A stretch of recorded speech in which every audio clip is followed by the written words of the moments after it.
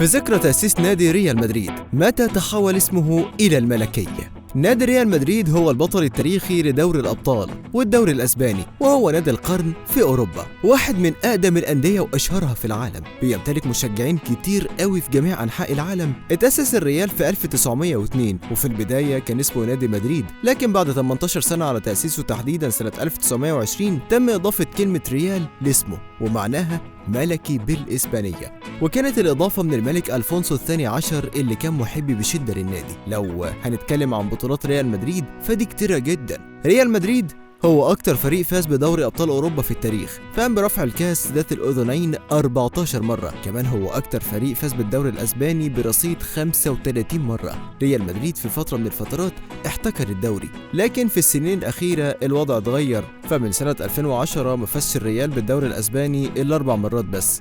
وبالنسبة لألقابه في كاس ملك أسبانيا فالميرينجي حقق اللقب 20 مرة في تاريخه، وفي كاس العالم للأندية فما فيش فريق فاز بيه أكتر من ريال مدريد، فحصل عليها بشكلها الحالي 5 مرات. فاز كمان بالسوبر الأسباني 13 مرة، والدوري الأوروبي مرتين، وبكاس السوبر الأوروبي 5 مرات، وكاس الانتر كونتيننتال 3 مرات، وأكتر من كاس لبطولات مختلفة. وبكده يكون مجموع بطولاته كلها في تاريخه لحد دلوقتي 102 بطولة. قول لنا بقى، هل تعرف مين أكتر نادي فاز في مباراة الكلاسيكو بين الريال وبرشلونة؟